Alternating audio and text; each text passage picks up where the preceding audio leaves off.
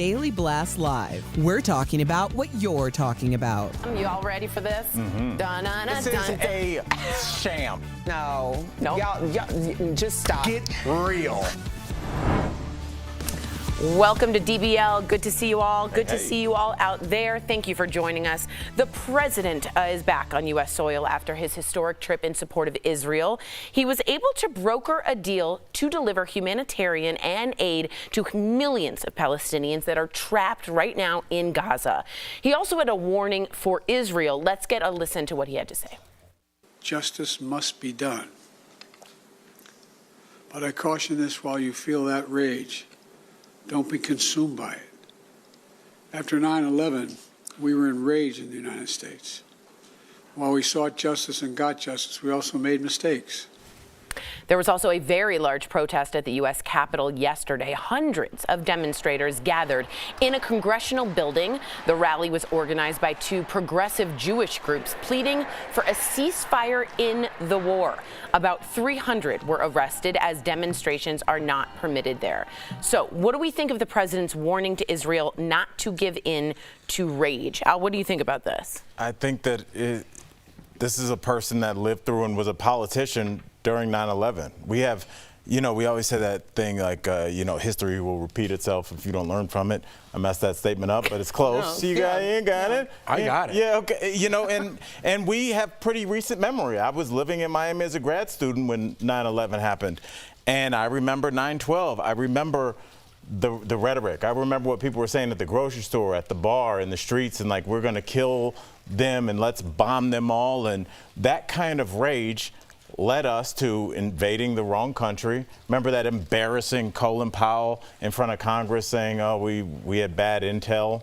Well, that bad intel led to rockets and bombs being dropped on children in elementary schools. What kind of goodwill do you think that had towards that region, towards our country?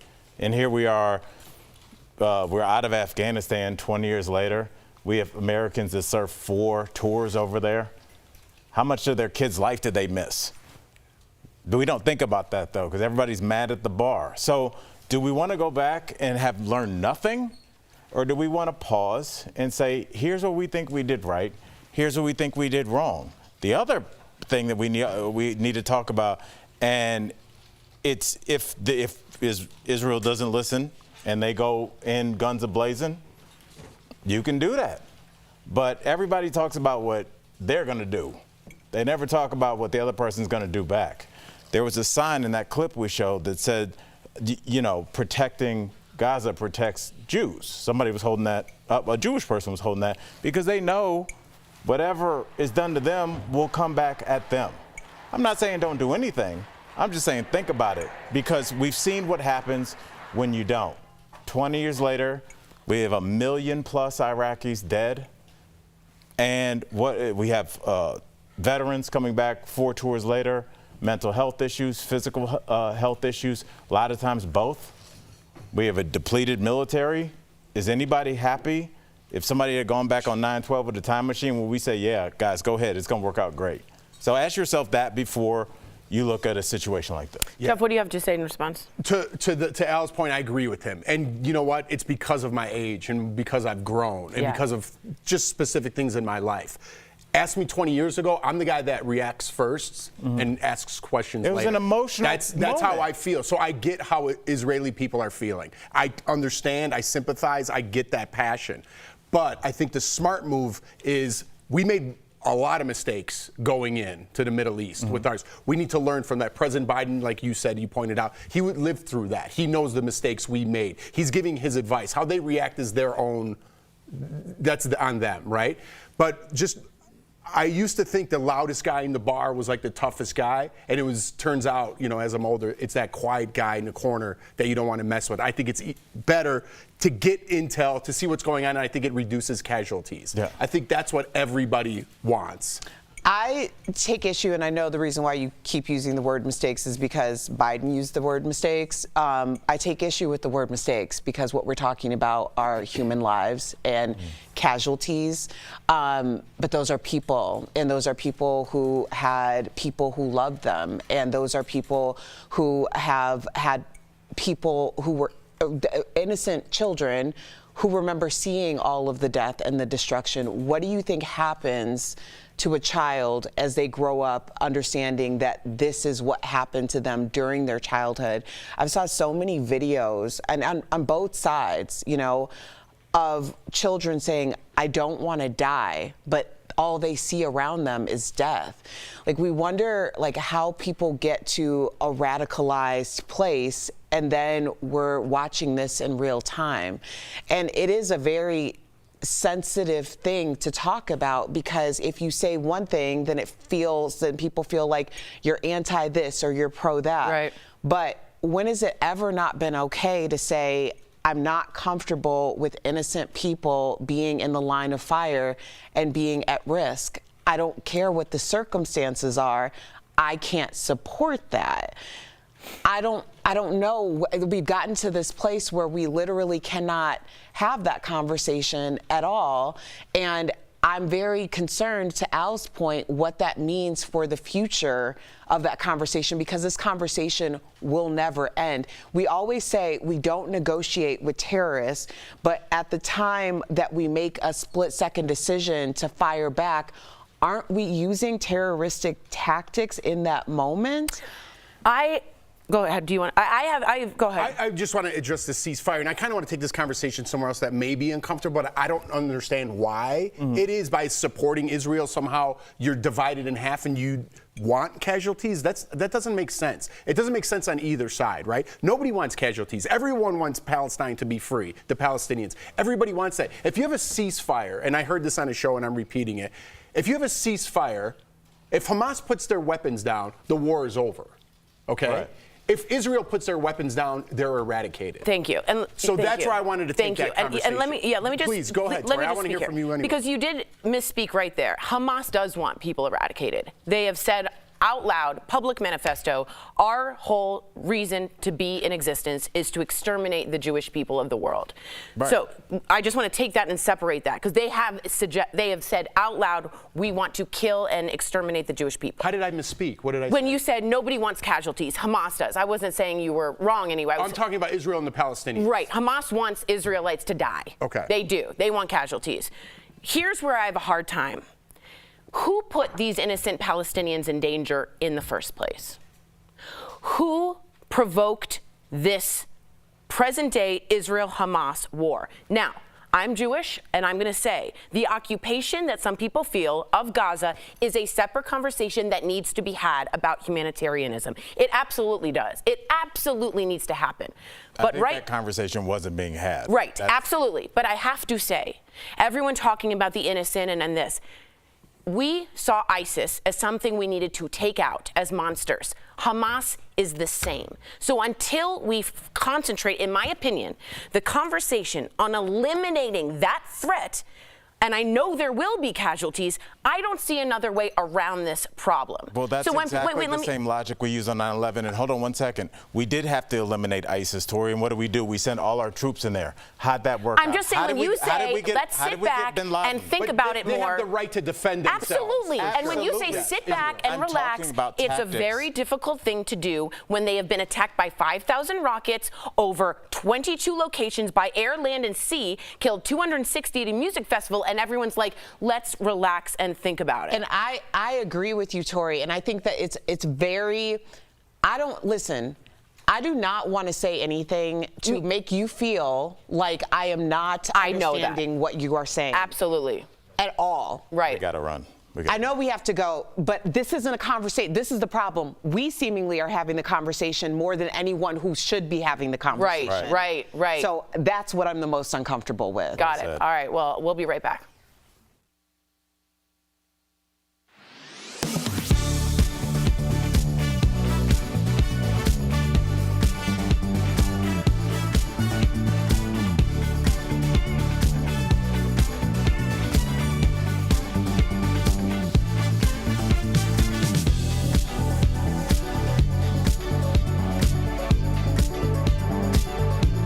That's the kind of blood that we have awfully on our low.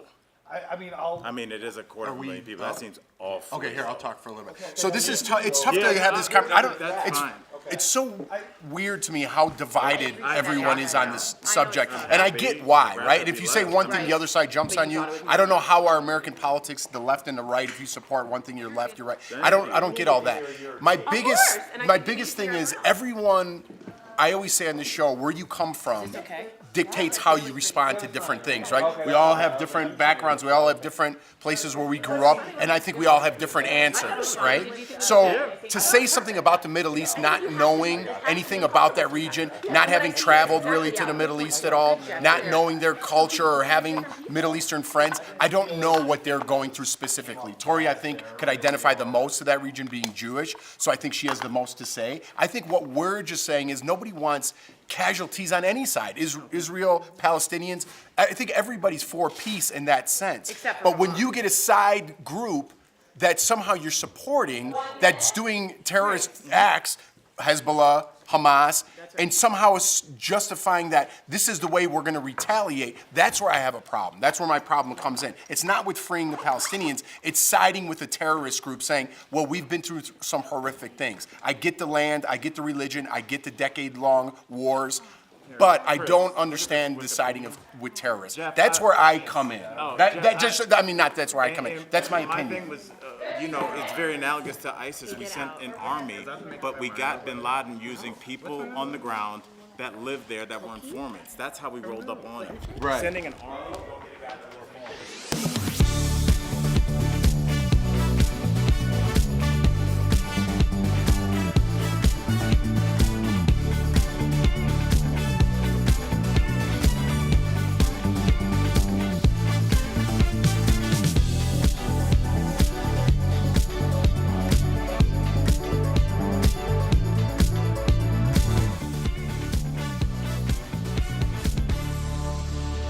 Welcome back to DBL. What's going on in Congress? That's a question a lot of people Nothing. Yeah, thank you, Al. Are asking after Congressman Jim Jordan made a very surprised announcement today that he will not be going for a third vote for House Speaker, because this comes after he lost the vote yesterday by even more votes than he did the day before. With Republicans unable to come together to elect a House Speaker, there is now a plan to empower this man. He is the acting House Speaker. I want you to know his name. It's Patrick McHenry, and give him more power to do the job. He wasn't voted in again. He was the deputy that came up after Kevin McCarthy was voted out. What do we think about all this? And as Jeff said the other day, we can't do much for the Israeli-Hamas conflict because we don't have a House Speaker. So this is where all the bills come in. All that goes through this. Should we, do you think, Al, keep McHenry? I don't. It depends. It's just like you just hear about a guy this morning, like, sure. I guess. I don't. You could have given him a minute, man. I'd be like, trade him to Detroit? Yeah. I don't even know what's happening. Honestly, doesn't sound like an infielder. Yeah. He's good on the long run. What's shocking to me, Tor, is that they ousted McCarthy. They had this big political to-do because that's all politics is about, but they didn't realize that real life was coming, that there was about to be a war there was a war on the horizon, and there was also a war currently going on in the Ukraine. But Matt Gaetz needed to pull his one power card, and they pulled it, and there was a big 3-day news cycle. And then after that, they were like, wait a second, Erica, there's nobody else we can elect. So now they're in quite a pickle. That's what they're going to look really bad. Listen, I love pickles. I do. Shout out. I was riding with you until they didn't realize the real world was happening. The real world is always happening. There's always something. Have we ever had a day where there isn't drama happening somewhere in the country? Like, the idea of this short-sighted nature of this call, the idea that you have, basically, we're under minority rule because no one seems to have thought about life after just lifing. Yeah. I mean, again, we have these conversations. We can't do really anything about it other than, hey, y'all, election season's coming. Let's make sure we're all there. Right. Let's remember what happened. When you do this. Exactly. Exactly. Now, let me just ask you, first of all, do you want to be Speaker? Because you could be. And second of all, what's the pay? It's okay. Should the majority be a majority if they can't find a leader? No, they shouldn't. Thank you, And Jeff. It makes me, like, again, as I get older, I fall into conspiracy theories. Why? There's so much going on in the world. Like Al mentioned, the Ukraine thing. Now we're kind of in it with Israel, right? Our president's over there. There's some things on the horizon looming in China and in Taiwan. I got to go. Yeah, but there's a lot, and we don't have a speaker. Yeah. You guys want to do it? We'll be right back. I'm sure you can do it.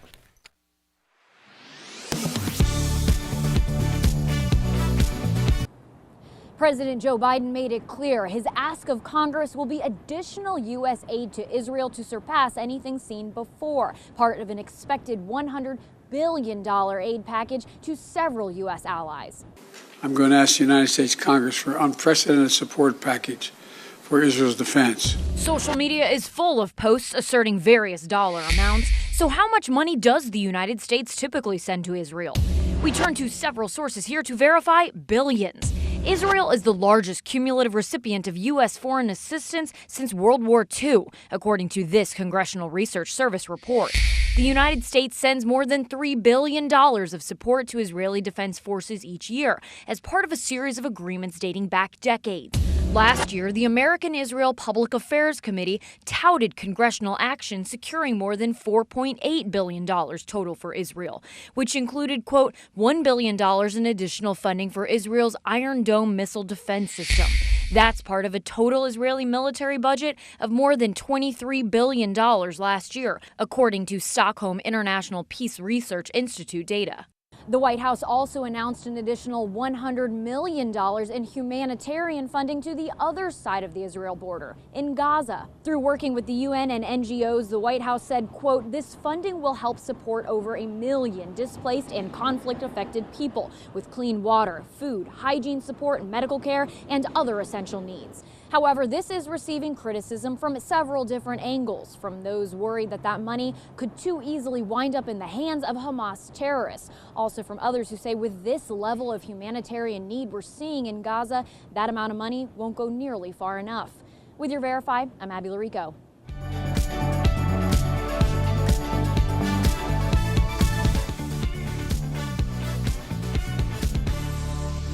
Welcome back. Michael Rappaport is one of our favorite comedians, Bravo-holics, and most recently Masked Singer. Speaking of pickles, earlier we spoke to him with our guest co-host Claudia Jordan, all about how he found himself in a pickle these last few weeks. Take a look. Please welcome back to DBL, Michael Rappaport. How are you guys? Oh, Good, you cutie. man. Shalom. Shalom. How are you, sir? I'm good. Thanks for having me, you guys. Absolutely. Always good to have you. We got some hard-hitting questions for you. You were just revealed as the pickle on The Masked Singer, and you mentioned that getting voted off actually upset you more than you thought it would. You were very invested. Why so, Michael? Just because once I got involved with it and got involved with the show and, you know, the practicing and the rehearsing, you know, my competitive nature and juices came out. But I had a great time doing it. It was a lot of fun. The entire experience was awesome, and it was a lot of fun. I had a good time. I know you're an old school hip hop guy, New York guy. Did you have a list of songs that you prepared to do on the show, or is that something that they just give you? Did you get to pick? Nah, we go back and forth. You know, I had some suggestions, and then, you know, the nights always have themes. There's a pool of songs to pick from, and then you go back and forth. And, you know, they ultimately will decide, but they really want to see you do well. Like, you know, the show itself, they want everybody to do well, and I did fantastic, as you could see. And as you could hear. We also know you as a Bravo-holic, and you've given your honest take about pretty much everyone on the network. So I'm hoping I'll see you at BravoCon in a couple weeks, but I'm wondering if there's anyone that you're hoping that you don't run into while you're there. That's a good question. Well, first of all, yes, I'll be at BravoCon. Yes. I will be there the entire time. I see Claudia over there. I'll be there the entire time. I'm actually performing, doing stand-up in Vegas that weekend as well. As far as not wanting to see anybody, you know, it was funny. I was just asking my wife, because we were watching Salt Lake City, because we didn't watch it last night, literally right before I started. That's why I was a minute late. If we wanted to meet Mary Cosby from Salt Lake City, we were both like, that might not be as good in person as it is on TV.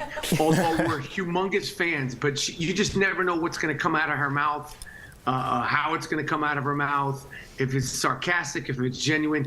I wouldn't be afraid to meet her. I would be happy to meet Mary Cosby. My wife said, she'd rather be a fan from afar. All right, Michael, I really want to hear your take on this. Now, Jada Pinkett Smith is making headlines like every day since she dropped her memoir. Now, the latest is she paid for her own engagement ring. Do you believe her? Listen, I know you got an opinion on this. I've never seen a celebrity do as much damage Yes. to their image as I've seen Jada do this week while promoting her book. I've never seen somebody do that. Normally when people come out with all guns blazing for promotion, it somehow is for the betterment of them and their career and their image. And I've never seen somebody, sort of do the opposite. It's too much. It's too many podcasts. It's too many shows. It's too much talking. It's too much information. Are you divorced? Are you not divorced? I honestly don't care. And I don't know why anybody else would care whether they're divorced or not. We're not getting any of the money in the settlement or non-settlement. At 1 minute they're married and then they're on hold saying, it's over. All of it's done. It's just too much. It's been the week of Jada Pinkett. I don't know if she's Jada Pinkett or Jada Pinkett Smith. I don't know at this point. I don't care. The whole thing is just a big mess. It's a big pile of I know I can't curse. It's just a mess. That was Whoever is her press person needs to tell her, slow down. It's enough. Yeah. It's enough. In Italian, what do you say? You say basta. Basta. Enough. I hear you. All right. You are hilarious, Michael. DBL Nation. You can see Michael on the Rappaport Comedy Tour going on now with 3 shows starting this Friday at the City Winery in Chicago and going on through the rest of the year nationwide. So get your tickets at michaelrappaportcomedy.com. You're the best, man. Thanks for coming to the altar today. Thanks again. Thanks for having me. I'll see you guys soon. Take it easy. Absolutely. Shalom. We'll be right back. Amid the war between Israel and Hamas, major airlines have suspended flights in and out of Israel, leaving some Americans in Israel stranded and looking for a way out. On October 12th, the U.S. State Department announced it would charter flights to evacuate them. But a viral post says the Biden administration is requiring evacuated citizens to sign promissory notes agreeing to reimburse the government for all travel expenses. So let's verify. Are Americans evacuated from other countries legally required to pay back the government? These are our sources. The U.S. government has been chartering flights to evacuate Americans stranded abroad in crisis situations for years. If you take one of those flights, federal law requires evacuees to reimburse the government to the maximum extent practicable within 30 days of receiving a bill. Evacuees are generally required to sign an evacuee manifest or a promissory note before they leave, acknowledging the need for repayment. According to the State Department, the amount that evacuees will pay is based on what the cost of a full-fare economy flight or comparable alternate transportation back to the States would have been immediately prior to the inciting event. So, we can verify, yes, Americans evacuated from other countries are legally required to pay back the government. But this is not a new policy under the Biden administration. The repayment requirement for evacuations during times of war, civil unrest, or natural disasters has been in place for more than 60 years under the State Department Basic Authorities Act of 1956. But the U.S. government has waived this requirement before. In 2021, the State Department told Verify it would not charge people evacuating from Afghanistan after the Taliban took control of the capital city of Kabul. But it is unclear whether the U.S. government will waive evacuation costs for Americans leaving Israel. With your Verify, I'm Ariane Till.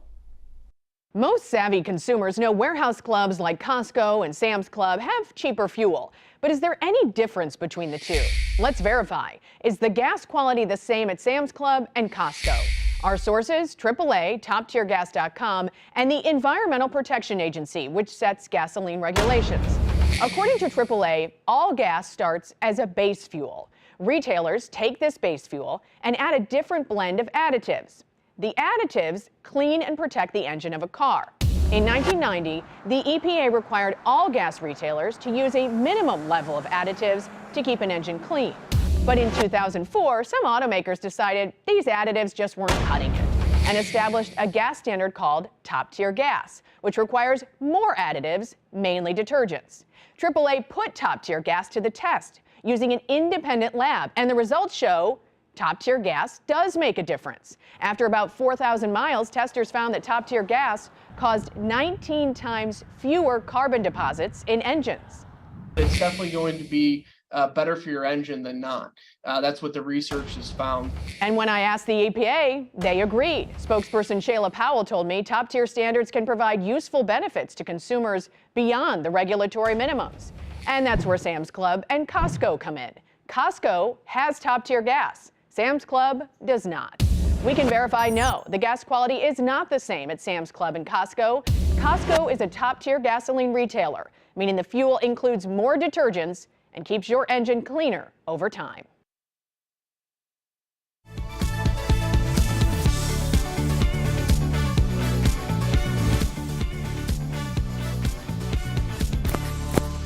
Welcome back. We've got some great products from our friends at Morning Save. Shop away. Check them out.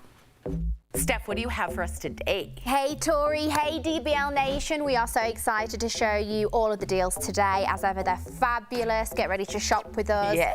Now this, I honestly think is so fabulous. It is the 2-pack Zach Play stainless steel tumblers with What? a wireless Bluetooth speaker. What? I know, so this deal includes 2 tumblers and they come with straws, 2 of them. I like those. We've got them available in 3 colors. So we've got gray, we've got teal and scarlet. Okay.